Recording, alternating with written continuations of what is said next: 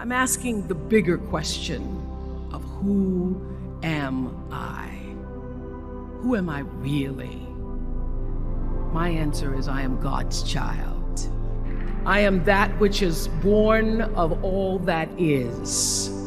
I am, as Pierre de Chardin said, a spiritual being having a human experience, come trailing the breath of the ancestors yet, but trailing the breath of the angels, and understanding that because I am connected to the source of all that is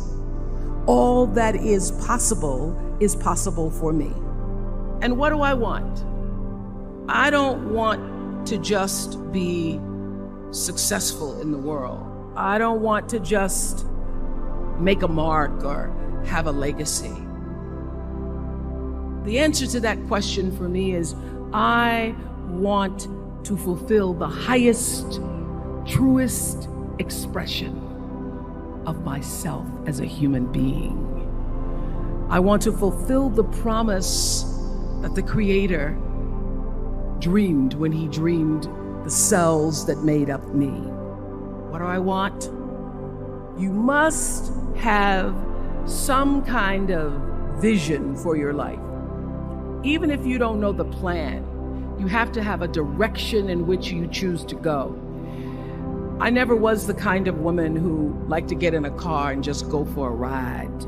You want to be in the driver's seat of your own life, because if you're not, life will drive you.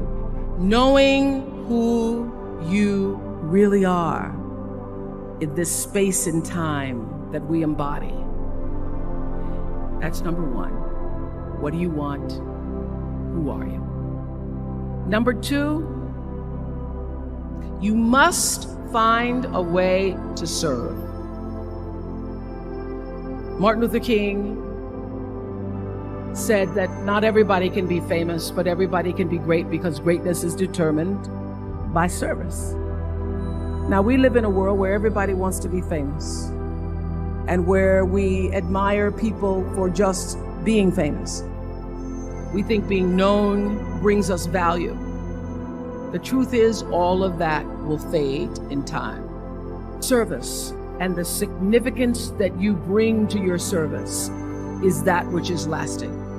So to be able to, whatever your occupation or job or talent or gift is, our honorees today getting doctorate degrees, to apparently opposite fields, HIV and AIDS and the spoken word. But what they have in common is service, using the spoken word in service to community in the world, using your knowledge and information about HIV and AIDS and medicine in service to the world. And if you look at all the most successful people in the world, whether they know it or not, they have that paradigm of service. Service through medicine, service through art. Using whatever it is you produce, your product, as a way of giving back to the world. When you shift the paradigm of whatever it is you choose to do to service, and you bring significance to that, success will, I promise you, follow you. Be excellent. Let excellence be your brand. Everybody talks about building a brand. I never even knew what that was. When people say, you're a brand, I would say, no, I'm just Oprah. What I recognize now is that my choice to, in every way, in every example, in every experience, to do the right thing and the excellent thing is what has created the brand. Years ago, I did an ad for Revlon for an ad they were doing called Unforgettable Women. And what I know is that when you are excellent, you become unforgettable. People remember you. You stand out. Regardless of what it is, you become an unforgettable woman. And that is what we all want. We want to be unforgettable and not forgettable.